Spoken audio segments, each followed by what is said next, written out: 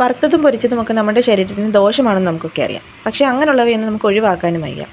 അപ്പോൾ അതിനൊക്കെ പരിഹാരമായിട്ട് നാം ഉപയോഗിക്കുന്നതാണ് എയർ ഫ്രയർ, മൈക്രോവേവ് ഓവനും ഒക്കെ. നമ്മുടെ പാചകം എളുപ്പമാക്കുന്നവ എന്നൊരു ഗുണം കൂടി ഇതിനൊക്കെയുണ്ട്. എന്നാൽ മൈക്രോവേവ് ഓവനും അതുപോലെ തന്നെ ഈ എയർ ഫ്രയറും ഒക്കെ ആരോഗ്യകരമല്ലെന്നുള്ള ചിന്ത കൂടി ഇപ്പോൾ പലർക്കും വന്നിട്ടുണ്ട്. കാരണം നമ്മളിപ്പോൾ അങ്ങനെയുള്ള വാർത്തകളൊക്കെ കാണാറും കേൾക്കാറും ഒക്കെ ഉണ്ട്. അപ്പോൾ അതിൻ്റെയൊക്കെ സത്യാവസ്ഥ എന്താണെന്നും കൂടെ നമുക്ക് നോക്കാം. നമുക്ക് ആദ്യം മൈക്രോവേവ് ഓവൻ്റെ കാര്യം നോക്കാം. സത്യത്തിൽ മൈക്രോവേവ് ഓവനിൽ നിന്നും പുറപ്പെടുന്ന റേഡിയേഷൻസ് തീക്ഷ്ണമായിട്ടുള്ള റേഡിയേഷൻസ് അല്ല, കുറവ് ഫ്രീക്വൻസിയിൽ വരുന്ന റേഡിയേഷൻസ് ആണ് മൈക്രോവേവിൽ ഉപയോഗിക്കുന്നത്. ഇത് നമ്മൾ ചൂടാക്കാനായിട്ട് എന്തെങ്കിലും മൈക്രോവേവ് ഓവനത്തിൽ വെക്കുമ്പോൾ ഇടയ്ക്കിടയ്ക്ക് ഇതിന് തുറന്ന് നോക്കുന്നത് നമ്മൾ ഒഴിവാക്കണം. ഇത് നമുക്ക് എനർജി ലോസിന് കാരണമാകും.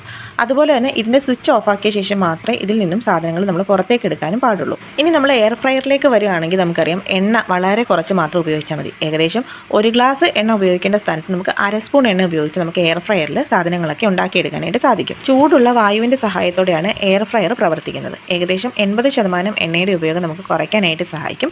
അതിനാൽ തന്നെ ഇത് ഏറെ സുരക്ഷിതവുമാണ്. എന്നാലും നമ്മൾ ഈ മൈക്രോവേവ് ഓവനും അതുപോലെ തന്നെ എയർ ഫ്രയറും ഒക്കെ ഉപയോഗിക്കുമ്പോൾ ശ്രദ്ധിക്കേണ്ടതായിട്ടുള്ളൊരു കാര്യമുണ്ട്. നമുക്കറിയാം, സാധനങ്ങളൊക്കെ നമ്മളൊരു പരിധിയിൽ കൂടുതൽ ചൂടാക്കുമ്പോൾ അത് കരിഞ്ഞതുപോലെയായിട്ട് മാറും. അതായത് ഒരു കറുത്ത ഒരു ഷെയ്ഡിലേക്ക് അത് മാറും. ഇത് അക്രലമൈഡ് എന്ന ഒന്നാണ്. കുടൽ ക്യാൻസറിന് ഇടയാക്കുന്ന ഒന്നാണിത്. ചൂട് അമിതമാകാതെയും കരിയാതെയും നമ്മൾ പ്രത്യേകം ശ്രദ്ധിക്കണം. പ്രത്യേകിച്ചും കാർബോഹൈഡ്രേറ്റ് അടങ്ങിയിട്ടുള്ള ആഹാര സാധനങ്ങളാണെങ്കിൽ അത് പെട്ടെന്ന് കരിയാനായിട്ട് ചാൻസ് ഉണ്ട്. ഇവയിൽ ബേക്ക് ചെയ്യാനും റോസ്റ്റ് ചെയ്യാനുമാണ് നല്ലത്. ഇവയിലൊക്കെ നാം ഭക്ഷണ വസ്തുക്കൾ വെക്കുമ്പോൾ കൂടുതലായിട്ട് വെക്കരുത്. അതുപോലെ തന്നെ ഉരുളക്കിഴങ്ങ് പോലുള്ളവ മുറിച്ച ശേഷം മാത്രമേ വെക്കാൻ പാടുള്ളൂ. അല്ലാത്ത പക്ഷം ഇവ പൂർണ്ണമായിട്ടും വേവാതിരിക്കാനായിട്ട് ചാൻസ് ഉണ്ട്. നമുക്കറിയാം, ഓരോന്നും വേവാനായിട്ട് വ്യത്യസ്ത ടെമ്പറേച്ചറും വ്യത്യസ്ത സമയമൊക്കെയാണ് വേണ്ടത്. അപ്പോൾ അതനുസരിച്ച് അതിൽ പറയുന്ന നിർദ്ദേശങ്ങൾ അനുസരിച്ച് മാത്രം ഉപയോഗിച്ച് കഴിഞ്ഞാൽ ഈ പറഞ്ഞ മൈക്രോവേവ് ഓവനും എയർ ഫ്രയറും ഒക്കെ ഉപയോഗിക്കുന്നതുകൊണ്ട് യാതൊരു ദോഷവും നമുക്കുണ്ടാവില്ല. ചില വിഭവങ്ങളൊക്കെ പാചകം ചെയ്യുന്ന കാര്യത്തിൽ എയർ ഫ്രയർ തന്നെയാണ് നല്ലത്. കാരണം പൊരിക്കുമ്പോൾ കൂടുതൽ എണ്ണ ആവശ്യം വരുന്ന സാധനങ്ങളൊക്കെ ആണെന്നുണ്ടെങ്കിൽ നമുക്ക് എയർ ഫ്രയർ ഉപയോഗിച്ച് പാകം ചെയ്തെടുക്കാം. എന്നാൽ പൊതുവേ എയർ ഫ്രയറിനകത്ത് ഉണ്ടാക്കുന്ന വിഭവങ്ങളെല്ലാം അല്പം കലോറി ഉള്ളതോ അല്ലെങ്കിൽ ഇത്തിരി അൺഹെൽത്തി ആയതോ ഒക്കെ ആകാം. ഇപ്പോൾ ഉദാഹരണത്തിന് പറയുകയാണെന്നുണ്ടെങ്കിൽ നമ്മളൊരു സമൂസ ഉണ്ടാക്കാനായിട്ട് എടുക്കുകയാണെന്നുണ്ടെങ്കിൽ അതിൽ നമ്മൾ ഉപയോഗിക്കുന്ന എണ്ണയുടെ കാര്യത്തിൽ കുറവ് വരുന്നുണ്ട്. അത് നമ്മൾ തയ്യാറാക്കുന്നത് റിഫൈൻഡ് മാവ് കൊണ്ടാണ്. അപ്പോൾ പുറം ഭാഗത്തു നിന്നുണ്ടാകുന്ന ആരോഗ്യ പ്രശ്നങ്ങൾ അവിടെ തന്നെ നിലനിൽക്കുന്നുണ്ട്.